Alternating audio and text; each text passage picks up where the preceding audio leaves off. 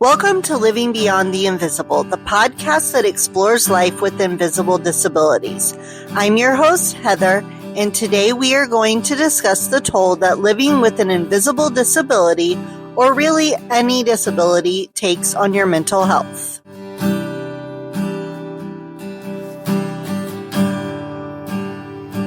Hey friends, thank you for listening. Before we get started, I have a quick announcement to make.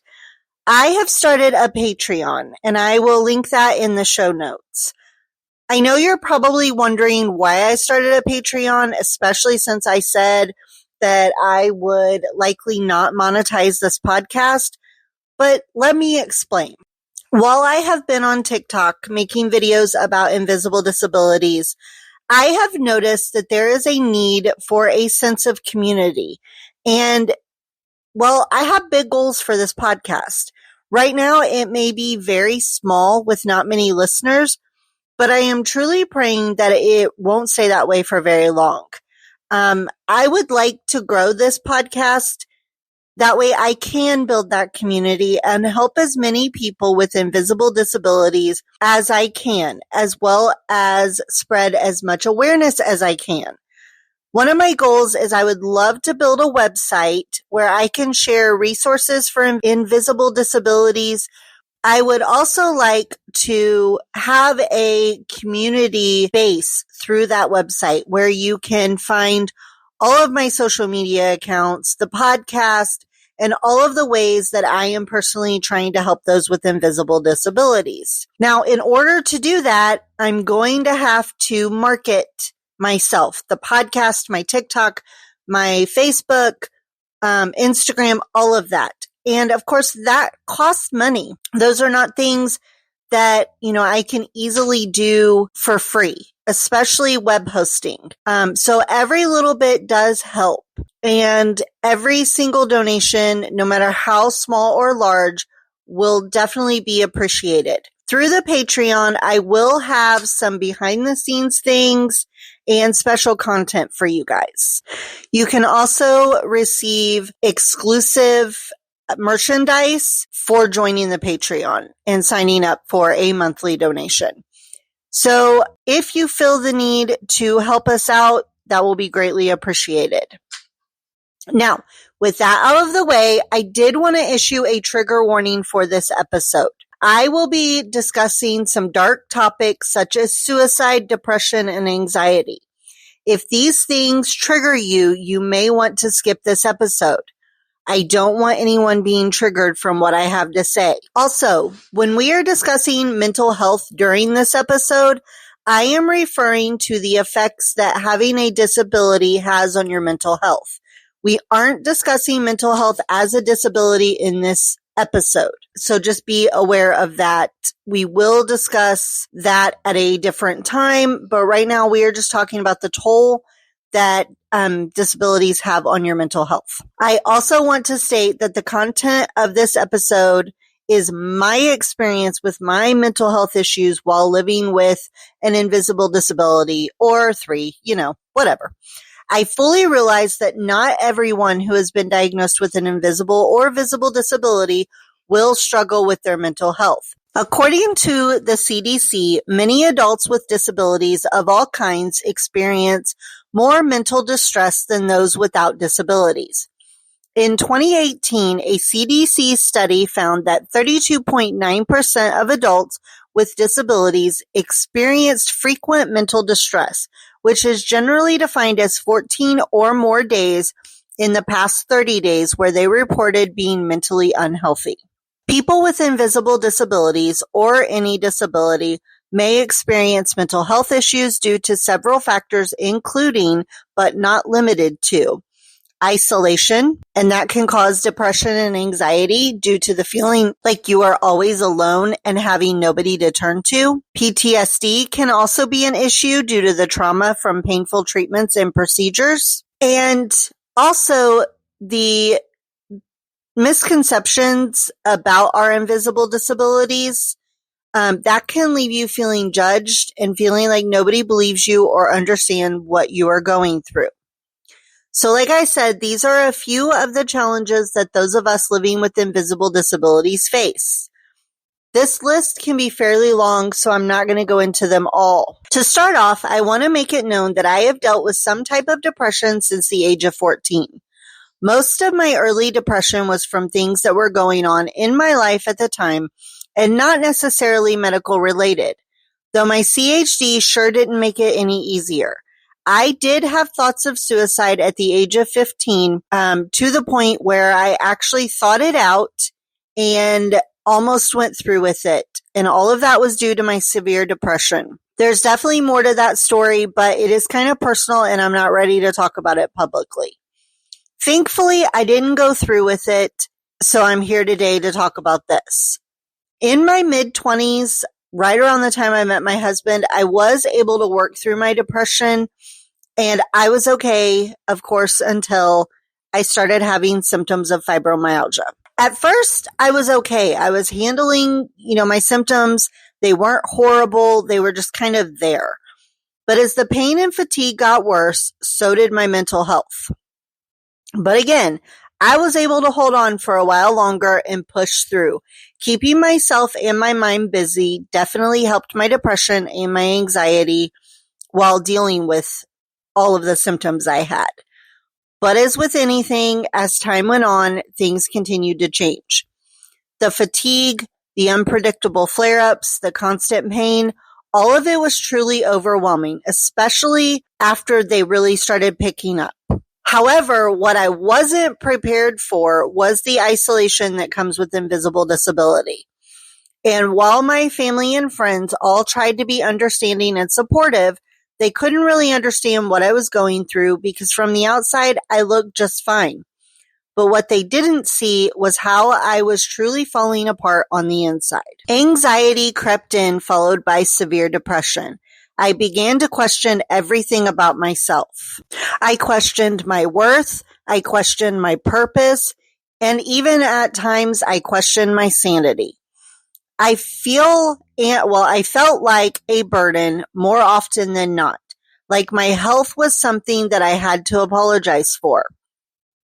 I felt like if I wasn't here, everyone would be better off. My family wouldn't have the burden of dealing with my health and all that comes with that, including the financial side of it. I wouldn't have to deal with the pain anymore either. Invisible disability is truly a lonely place to be. And the thing is, I haven't gotten over those feelings. I am struggling big time, especially since my breast cancer diagnosis last year. So, my fibromyalgia isn't the only reason I am struggling with my mental health.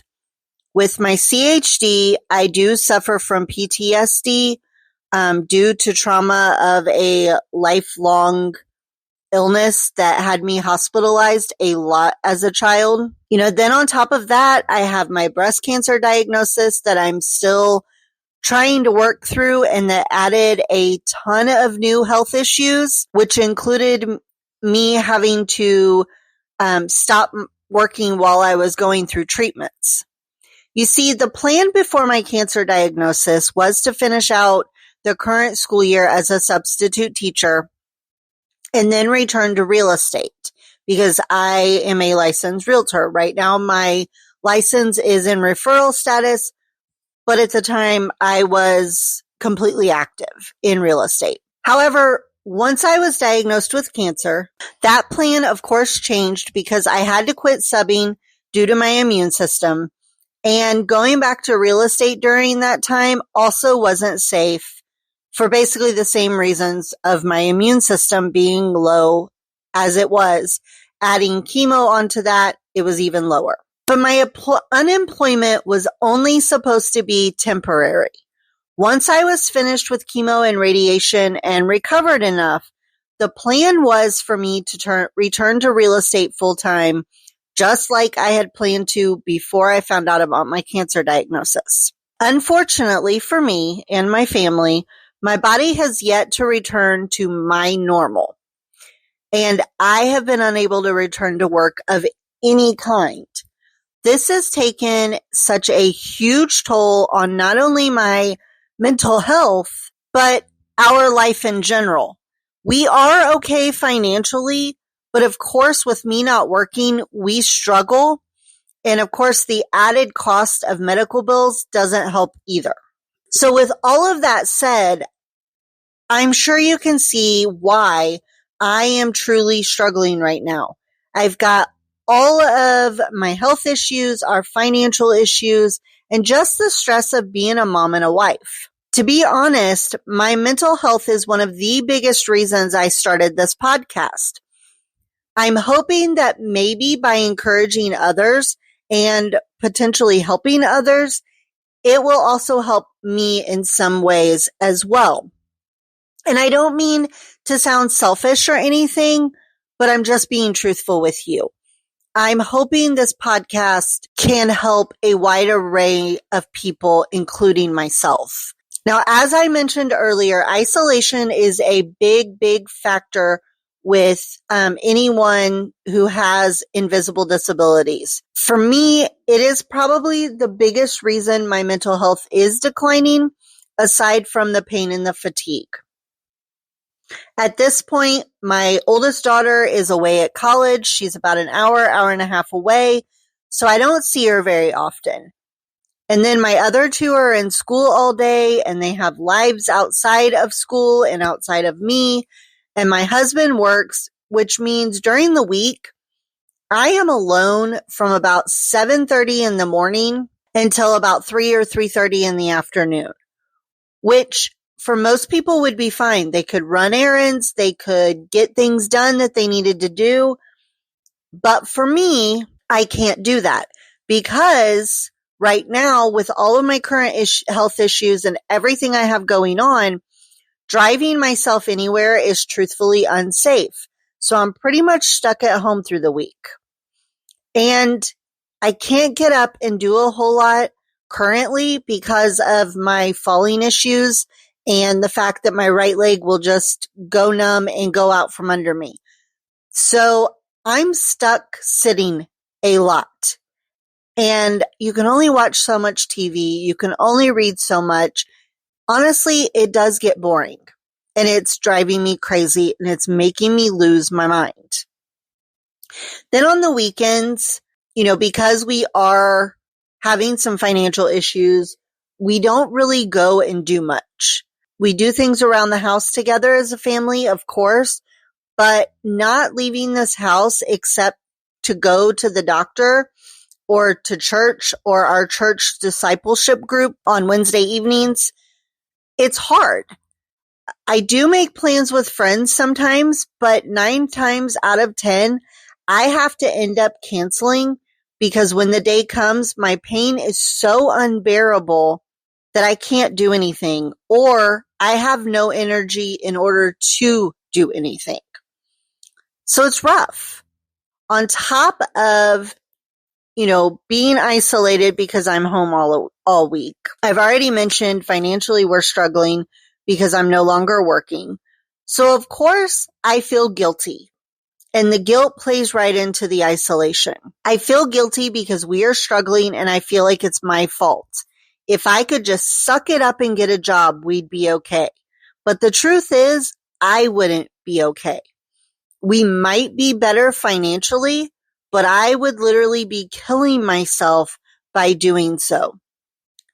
Even though I know that physically I can't work right now or ever, it's still really hard on me mentally because I feel like every time that we have to cancel plans or we have to,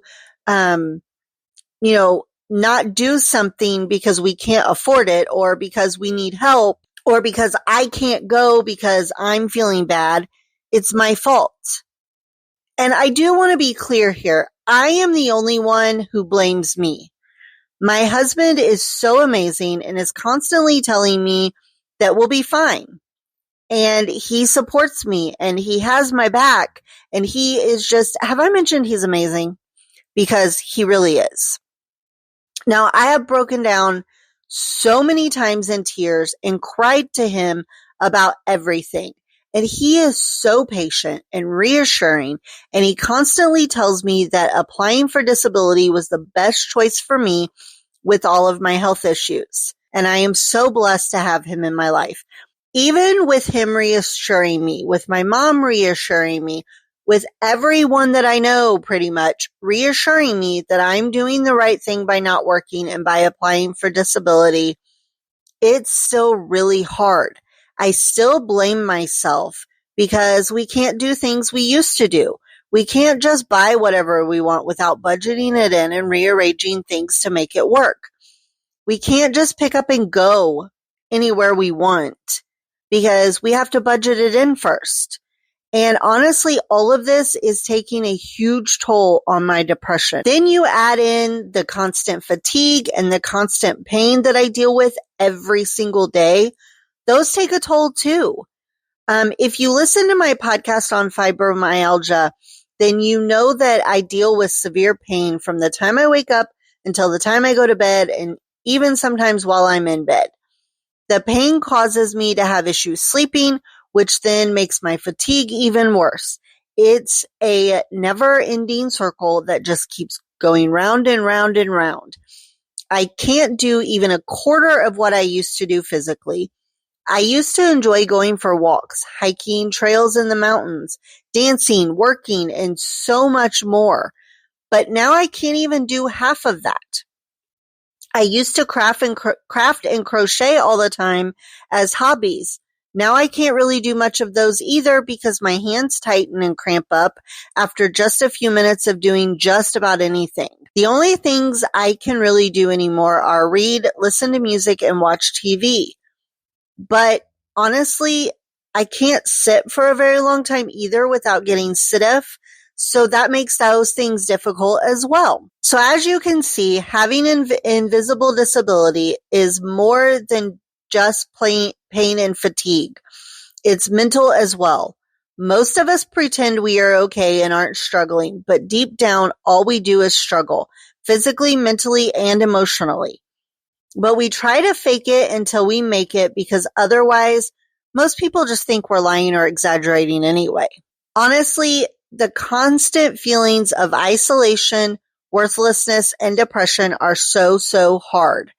If you or someone you know are struggling with depression or thoughts of suicide, please reach out to me or reach out to the Suicide and Crisis Lifeline by calling or texting 988. Help is available, so don't fight alone.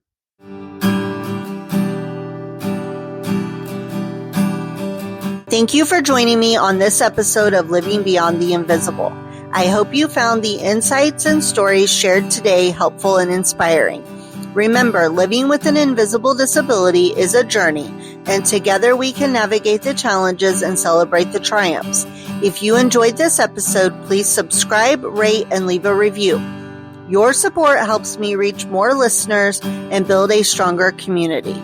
Don't forget to follow me on Facebook, Instagram, and TikTok at Living Beyond the Invisible for updates and additional resources. Until next time, take care of yourself and keep living beyond the invisible.